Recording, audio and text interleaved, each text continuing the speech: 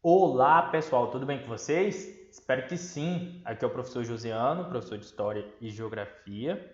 Então, pessoal, nessa aula de hoje eu quero começar compartilhando com vocês uma mensagem que fala o seguinte: ainda que a minha mente e o meu corpo enfraqueça, Deus é minha força e Ele é tudo o que eu preciso.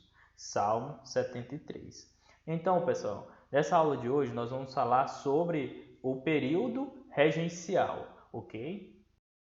Então, nessa aula nós vamos compreender as características políticas, econômicas e sociais, né, do período regencial no Brasil, analisar a formação da regência, né, trina provisória, né, da regência urna e o processo, né, que culminou o golpe da maioridade, né, compreender as suas motivações e também as consequências, né, conhecer as rebeliões, né, ocorridas durante as regências, em especial a revolta, né, do Papa Méis, né, e a insurreição Malé, né, a sabinada, né, a balaiada e também a cabanagem, né, e a revolução de Farroupilhas, né. Identificar os objetivos de cada uma dessas rebeliões, né, a origem de seus participantes, o seu desenvolvimento, as consequências, tentar explicar, né, um pouco sobre a política aplicada aos indígenas, né, na América Portuguesa no final do período colonial e no Brasil após a sua independência. Então vamos lá. O período regencial ele iniciou-se em abril de 1831, né, quando Dom Pedro I renunciou ao trono brasileiro, né, em favor de seu filho, né, de 5 anos e durou até julho de 1840, né? E foi um período, né, de acirradas disputas políticas, né, manifestações, confrontos entre facções das elites, né, senhoriais, né, locais, regionais, bem como as rebeliões, né, como foram citadas acima, né, de grupos mais pobres, né, da população, tendo à frente, né, 4 governos distintos em apenas 9 anos. Entre 1831 e 1835, o país foi governado por duas regências trina, a regência trina provisória e a permanente, né? Após esse período foi estabelecida a regência una, né? Foram duas regências una, né? A do padre Diogo Antônio Feijó e a de Araújo de Lima. E em 1840, né, Pedro de Alencar, o sucessor de Dom Pedro I, tornou-se imperador do Brasil com apenas 14 anos. Então, vamos lá, agora vamos falar sobre a regência trina permanente. Até que o sucessor de Dom Pedro I atingisse a maioridade, a Constituição de 1824 determinava, né, que a Assembleia deveria eleger 3 regentes, né, para governar o país. Em abril de 1831, devido à ausência, né, da maioria dos deputados no Rio de Janeiro, né, foi escolhida pelo Senado, né, uma regência trina provisória. Mas isso durou apenas 3 meses, né? E quando houve o retorno, né, dos deputados, foi escolhida a regência trina permanente, composta, né, pelo Brigadeiro de Lima e o deputado Braulio Muniz, né, representante das províncias do Norte, né, e Costa Carvalho, representante da província do Sul. Para comandar o Ministério da Justiça foi escolhido o padre Diogo Antônio Feijó, né? E em 1831 ele instituiu a Guarda Nacional, né? Que era uma milícia comandada, né, por brasileiros ricos, em geral proprietários rurais, e formada principalmente por empregados, né, das suas fazendas. O objetivo era reprimir os diversos levantes, né, que ocorria em várias partes do país e ameaçava a ordem existente. Já no ano seguinte, né, o padre Feijó tentou dar um golpe e transformar-se em um regente com plenos poderes, né, mas, né, não obteve sucesso. E pressionado pela oposição, foi obrigado a renunciar ao cargo de ministro da Justiça.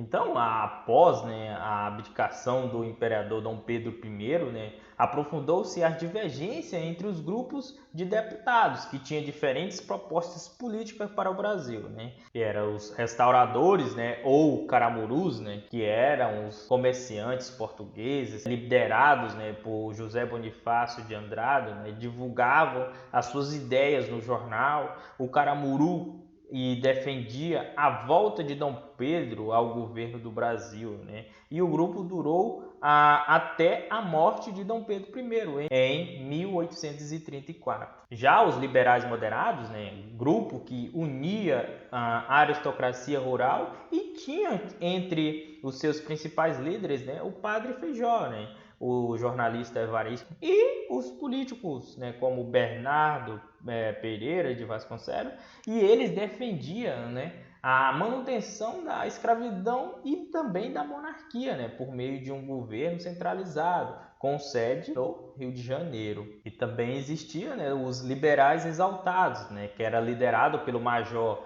Miguel Freitas, né, e pelo jornalista Cipriano Barata, né, que eram comerciantes, representantes da classe média urbana e os membros do exército. E eles defendiam o quê? A liberdade de imprensa e a descentralização do poder imperial, né, e com autonomia, né, das províncias. Okay, então vamos lá, agora vamos falar do ato de 1834.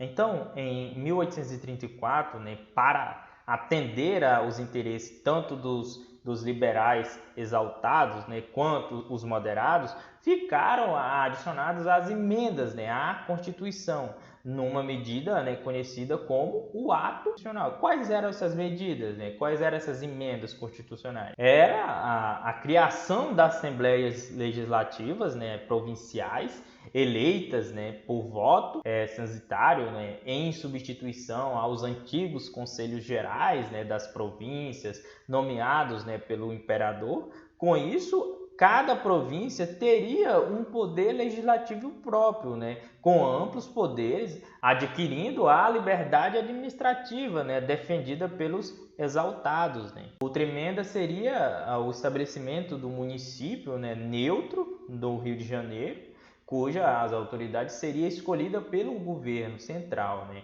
E essa medida reforçava o poder imperial, né? Conforme defendiam os liberais moderados, né?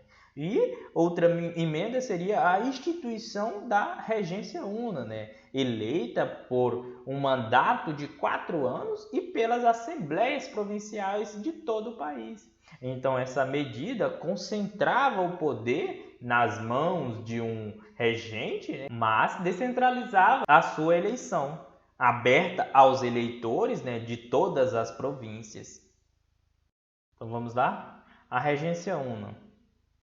Então, em 1835, o padre Diogo Antônio Feijó ele foi eleito, né, para o cargo de regente uno, né? Então, durante o seu governo, os moderados, né, dividiram-se em dois grupos: os progressistas, né, que seriam liberais pró-Feijó, né, favorável a quê? A manutenção das assembleias provinciais, e os conservadores e defensores, né, da centralização.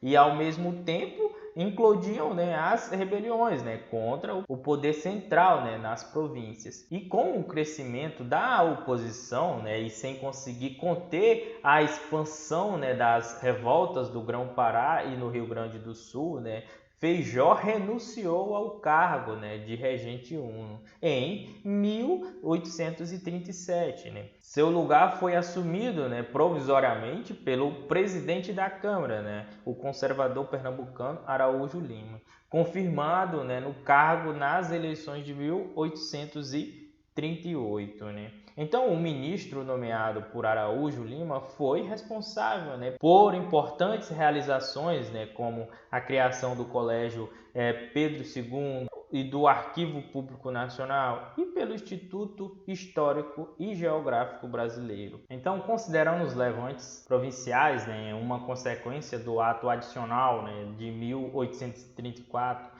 Araújo de Lima, né, ele alterou novamente a Constituição por meio de uma lei interpretativa, né, do ato adicional, aprovada pelos deputados regressistas, né, em maio de 1840. Então, com essa medida, né, o controle dos órgãos, né, da polícia e do judiciário, antes nas mãos das assembleias, né, provinciais, retomou ao poder central.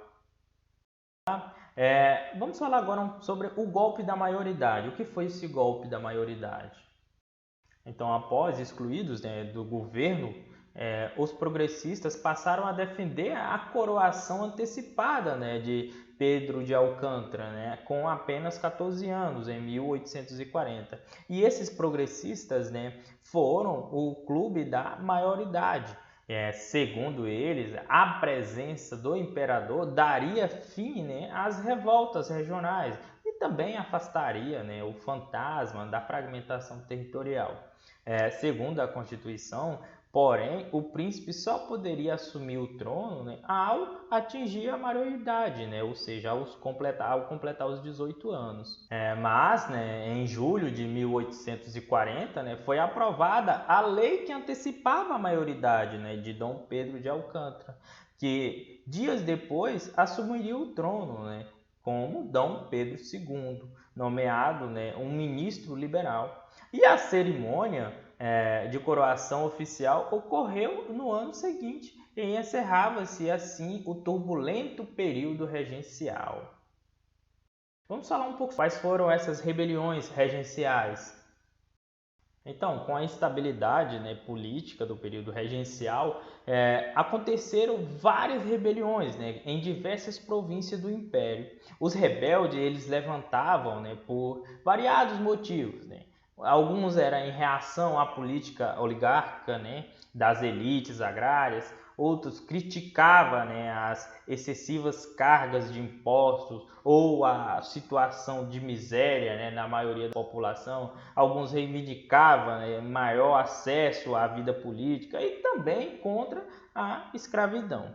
Então, uma das revoltas foram a Revolta Rural dos Papas Méis, né? Que foi isso? Que entre 1832 a 1834, né, também insatisfeitos, né, com os rumos do governo regencial, proprietários de terras de Recifes iniciaram uma revolta pedindo a volta do Dom Pedro I. E seu contentamento devia-se também ao retorno do participante derrotados, né, na confecção do Equador e no governo provincial. Para tentar enfrentar, né, o governo, os rebeldes armaram-se a população local, inclusive os indígenas e também os quilombolas, né, do interior, os chamados Papas Méis, né, em referência à sua principal fonte de alimentação, que era o mel silvestre, né.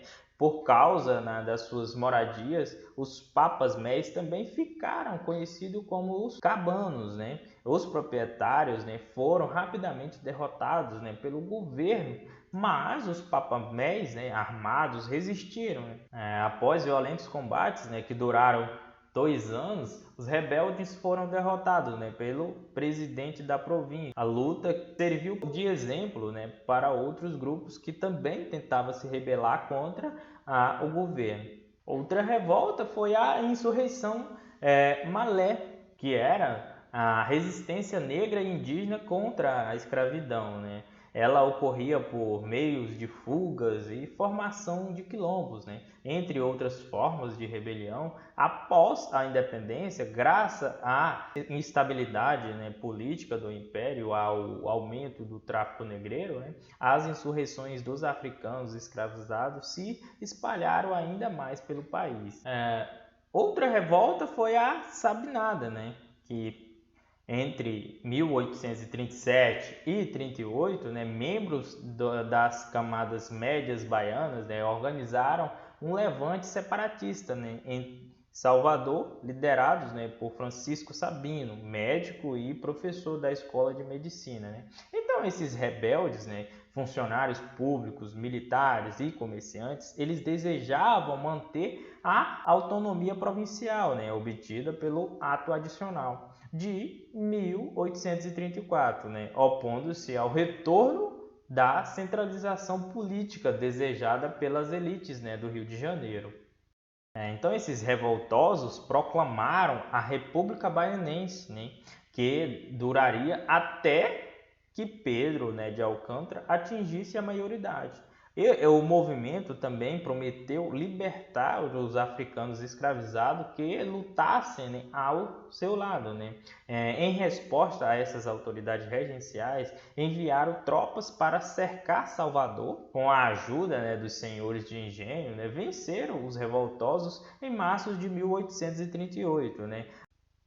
Outra revolta foi a Balaiada. Então, no início do século XIX, né, a província do Maranhão vivia uma grave crise econômica somada por outros fatores, né, como a insatisfação, né, com os impostos, né, elevados, as disputas pelo poder entre as elites locais, a miséria, né, da maioria da população. E em 1838, né, grupos liberais, né, contrários à dominação tanto dos grandes proprietários rurais quanto aos comerciantes lusitanos, né, iniciaram assim essa revolta. Né. Ela se ampliou, né, com a participação das camadas mais pobres, né, e dos escravizados. Né. E entre seus líderes destacam o vaqueiro Raimundo Gomes, né, apelido de Cara Preta, o fabricante de cesto, né, Manuel dos Anjos, né, Ferreira, conhecido como o Balaio, né, onde surgiu o nome da revolta, né, ou seja, a revolta balaiada. Né. Então, outra revolta foi a cabanagem, que ocorreu em 1835, quando em uma luta entre comerciantes e proprietários de terra, né, do Grão-Pará, em meio aos conflitos da população ribeirinha, né, que vivia em cabanas, era composta de indígenas, né, mestiços e negros. Revoltou-se contra os membros da elite, visando o quê? Melhores condições de vida. Né. Os rebeldes tomaram a cidade de Belém e proclamaram, né, uma república independente na província do Grão-Pará. O primeiro governo, né, rebelde foi encabeçado, né, pelo fazendeiro Félix Antônio. Né. Mas, né, infelizmente, nessa revolta, né, morreram cerca de 30 mil pessoas, né, o que equivale a mais de 1/5 da população dessa província. Revolução Farroupilha. Desde a independência, né, os estanceiros, né, do Rio Grande do Sul, eles reivindicavam maior autonomia provincial e o fim dos altos impostos, né, sobre o charque gaúcho, que não tinham condições de competir com a região platina. Além disso, né, vários desses proprietários, né, promoviam o intenso contrabando, né, de animais com o Uruguai, onde também possuía terra e gado. Né. A tentativa por parte do governo regencial de limitar essas transações estimulou a revolta, né, que incluiu no ano de 1835. Já depois de alguns confrontos, né, localizados, a rebelião ganhou força quando as tropas de Bento Gonçalves, o principal líder, né, do movimento, tomaram, né, a cidade de Porto Alegre, depondo o presidente da província. Um ano depois, né, os revoltosos proclamaram a República do Rio Grande do Sul, com sede na vila de Paraty. Já em 1839, né, os farrapos conseguiram estender o movimento até Santa Catarina. Ali, com o auxílio, né, de Davi Camargo, né, e do italiano Giuseppe Garibaldi, né, personagem de destaque na unificação da Itália, formaram a República Juliana, né, na cidade de Laguna. Só que essa cidade ela durou apenas 4 meses, né, sendo extinta pelas tropas legislativas. Esses revoltosos, né, eles elaboraram uma constituição que garantia, né, a liberdade de imprensa e de indústria, né, e também do comércio, e instituía o ensino primário gratuito. adotava também a divisão de três poderes, né, político, o executivo, o legislativo e o judiciário, e com o predomínio do Senado, né? Apesar de seu caráter liberal, a Constituição mantinha a escravidão, né? Mais tarde, né, em 1842, já durante o Segundo Reinado, o movimento entrou em declínio, especialmente diante, né, da repressão empreendida, né, pelo governo central, comandada, né, pelo Barão de Caxias. As sucessivas vitórias, né, das tropas imperiais levaram à rendição dos rebeldes, né, em 1845, assinando assim a chamada Paz de Ponche Verde. Então vamos lá, vamos falar sobre as políticas indigenistas, né, do final, né, do período colonial à regência. Então, desde o início, né, da colonização da América Portuguesa, os indígenas eles foram, né, tratados de acordo com a situação e os interesses dos europeus, né, além dos extermínios e do cativeiro, né, com o início do povoamento. A metrópole incentivou a formação, né, das missões jesuítas, né, e ela deveria agrupar os indígenas, educá-los e catequizá-los, né, com o objetivo de integrar essas populações à sociedade, né, dentro dos padrões europeus, né, e no contexto da colonização. A partir da chegada, né, da corte no início do século XIX, as aldeias próximas às cidades viram o interesse, né, dos colonizadores que avançavam em suas terras devido à expansão populacional, né, e também à necessidade, né, de ligar a nova capital do Rio de Janeiro, né, com as outras regiões, né.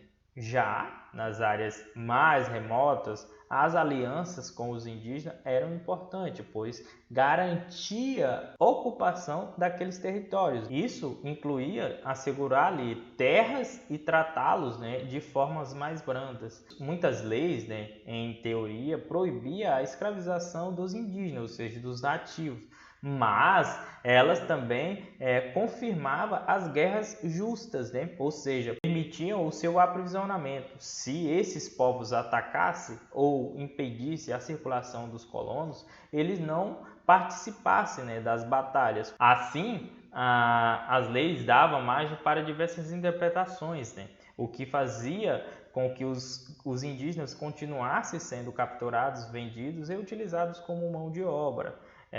Isso fica claro na declaração do então príncipe regente, né, Dom João, escrita em 1809, e justificava a guerra justa. Então, pessoal, para finalizar, eu peço que vocês façam, né, a atividade trabalhando com documentos, né, da página 200 e a atividade da página 203. Qualquer dúvida com relação ao conteúdo ou com relação a essas atividades, vocês podem entrar em contato comigo, eu estarei disponível durante o período da aula, vocês podem me mandar mensagem, ok? Tanto lá no grupo quanto no meu privado. Então, pessoal, até a próxima aula.